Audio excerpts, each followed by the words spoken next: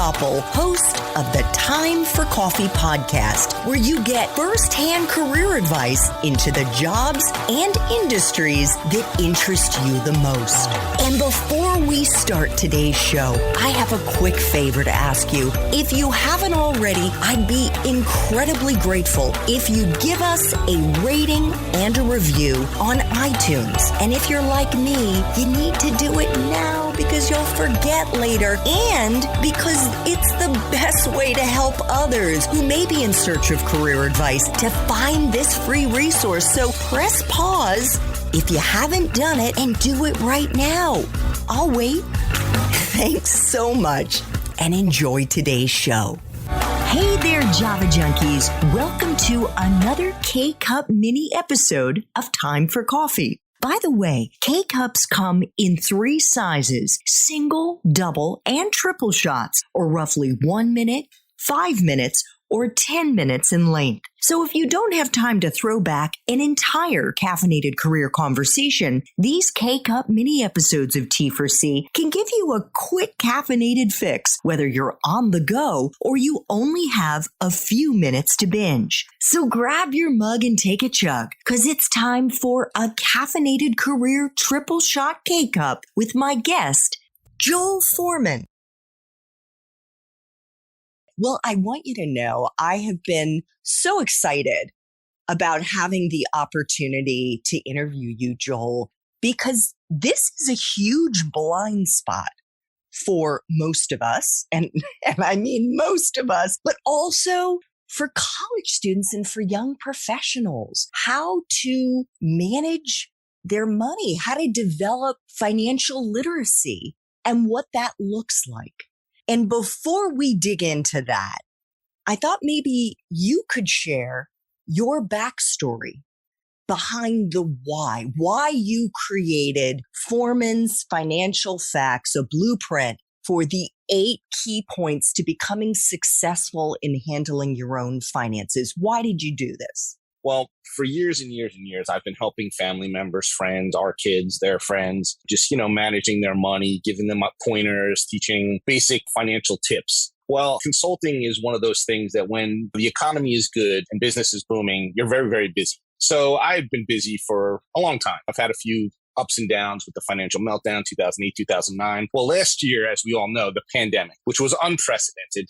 I had all these things lined up early in the year to do all of last year, and all of a sudden they just all went away. Corporations just kind of shut down. So I did some things here and there. I did some one-off things, but I didn't have the usual 40, 50-hour commitment to my clients every day, every week, every month. So I had a little more time on my hands. So my youngest son, who coincidentally the last 2 years, I've been slowly giving him pieces of what's ultimately in Forman's Financial Facts to help him. He was 19, he's 21 now. So I taught him about budgeting. I taught him about how to save money, pay himself first, taught him about investments. He has his own E-Trade account and, knock on wood, we did real well with that in the last year plus. So he's very excited. Talked about retirement, talked about the importance of his credit score and have helped him build that since then. Talked about life insurance and about the future. So he said to me, Dad, we would be screwed without you. My sister, my brothers, my friends, a lot of our family members. No one teaches us about financial topics. No one teaches this in school. And you have to do something about this, Dad. He said, you know it. You're passionate about it. You're helping everyone for free anyway. He said, this is something that you can do and you can possibly teach in high schools or colleges. And you know it. You're passionate about it. You make it easy. You make it easy for everyone to understand. His now ex-girlfriend came to me. She had student loans last year.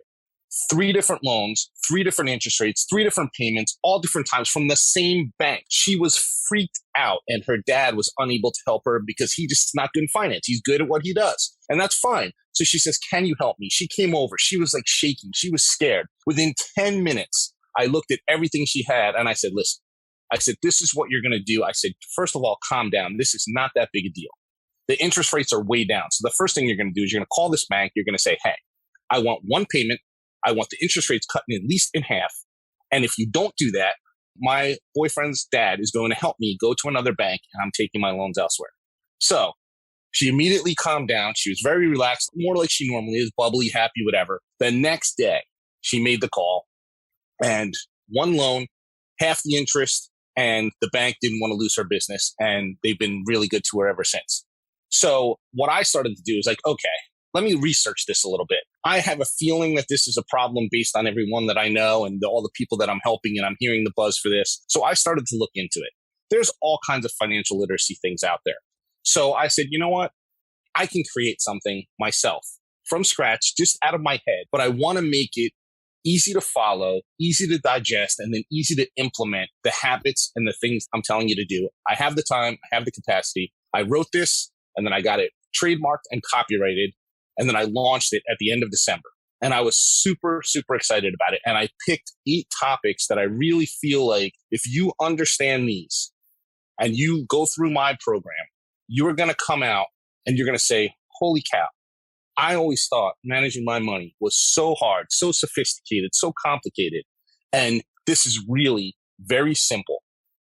Love it. And as you said, no one teaches us how to manage our finances in school. We don't learn the ABCs of financial literacy. So before we get into those 8 steps, what are the biggest mistakes, Joel, that college students make with respect to their finances?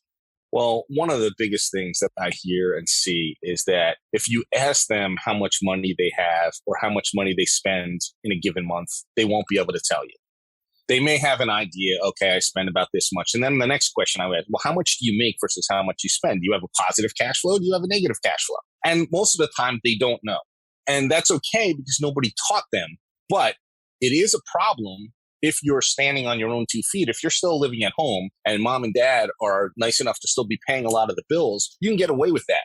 But as soon as you go to step out on your own and you have to pay your own rent, your own cell phone bill, your own car insurance, your own car payment, your own groceries, utilities, etc., you're going to really need to know how much money you have coming in versus how much money you have going out. And the only real way to do that is to track it somehow. And my suggestion is the personal budget, because then you will know item by item how much is coming in versus how much is going out. And then if you know that and you have a positive cash flow, then you can implement some of the things I'm talking about. You can invest, you can save, you can do things for your future. But you have to start by knowing where you stand. So how do you build a personal budget? It's really quite simple. And the first section in my blueprint is personal budget. And I actually walk you through step by step how to build a budget with some normal categories, what your fixed expenses would be, like if you have rent, if you have a car payment, you have a college loan, and then your variable expenses like groceries and entertainment. So you build all those things. And what I also suggest, which I don't put in there, but I've been talking about this since then and everybody likes it. Let's say you have 20 bills that you have to pay every month. Okay. You start with number 3 and go to 3 to 22. What are the first 2 ones? You want to pay yourself first. You want to have a savings bucket and you want to have an investment bucket. Everybody hates to pay bills, myself included. It's not any fun. But how I make it more fun for me and better for everyone else is if you're working really hard for your money and you feel like all your money is going to everyone else, that just stinks for everyone. But if the first 2 bills you're paying you're funding your savings buckets that you want to fund, and you're putting money in investments for the future, that feels a heck of a lot better, especially if you use the 24% of your net pay that I suggest to put in those buckets. So all you have to do, you don't need anything sophisticated. I teach it in Excel. There's a lot of apps you can use. And the reason I suggest at the beginning, don't use an app, because if you write it in Excel or even on a piece of paper, then you really understand all the components. It reinforces it. And you can do the calculations in Excel. It'll do them for you. Just sum up the numbers. So all you have to do is just sit down and think about, okay, this is how much I make. These are all the expenses that come out. What's left? What you do is that next month, you start off paying yourself, savings and budget. And then we can talk about, if you want, some of the savings buckets that I suggest, and then some of the investment things that I suggest. But you have to think about this now, because it takes a long time to build financial wealth and financial strength. And that's not even talking about retirement, because that's another piece of it. So that's what I would suggest. Personal budget, and it's not that hard. There's so much in what you just said that, oh my gosh, if I'd only had that information when I was starting my career, and I see it and I've seen it among the young people that I've worked with over the years, they're not thinking 401k because they're thinking, gosh, I'm only earning a very limited amount of money. I've got bills to pay. I've got my college loans to pay. I want to have a little fun money. And they don't think about planning for the future. How can you help someone who, let's say, is earning $40,000 right out of college? They've got loans to pay. They've got all the fixed expenses that you just listed out there. How can they still find money to put into a 401k? And maybe we should even explain what a 401k is, and especially to find out if there's that employer match. A lot of times kids at this age or young adults don't even know where to start. So when you're talking, you talked about a couple of different things. So first of all, you want to try to live within your means. So in order to know if you're living within your means, you have to make sure that you have a way of tracking it. You can look at your bank balance and see it go up and down. But what you really need to do is you need to look at what your net income coming in, whatever your paycheck is or whatever income you have, put that on the top line. Then list all your other expenses below it. And I suggest you do this in like an Excel spreadsheet because it'll sum up all the numbers and see what the net is.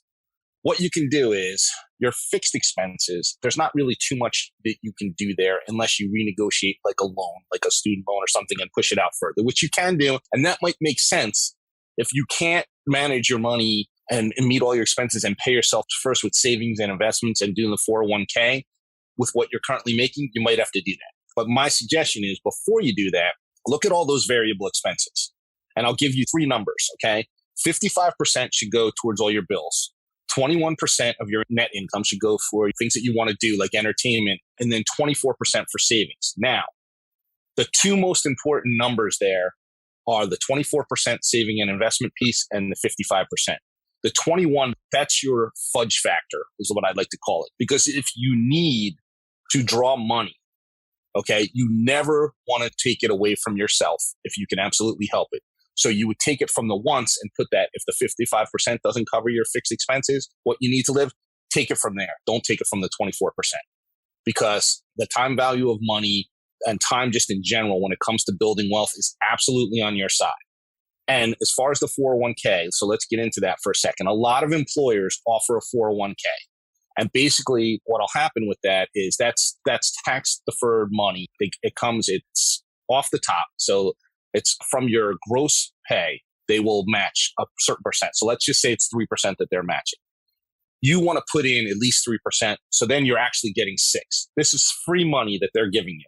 And this money will continue to invest, continue to hopefully grow over time. And you absolutely have to be doing that. That's another way of paying yourself first. And I would suggest that you put in as much as you can afford, but the only way you'll know how much you can afford is if you have a budget or something to compare it to. So if you can do 8% or 10% as soon as possible, that's where your money will really, really grow over time. And if you can do it now while you're early in life where you're not making that much money, it only gets easier as you make more. And you can always increase or decrease that percentage. Just don't ever go below what the free match is. Thanks for tuning in to this K-Cup mini episode of Time for Coffee. If you want to listen to our entire caffeinated career conversation, please check out the show notes for this episode. Thanks so much for listening to this latest episode of T4C. And if you're interested in learning more about my coaching services for confused college students and recent grads, feel free to check out the Time for Coffee website under the coaching tab at time4coffee.org or text me at 202-236-5712. That's 202-236-5712.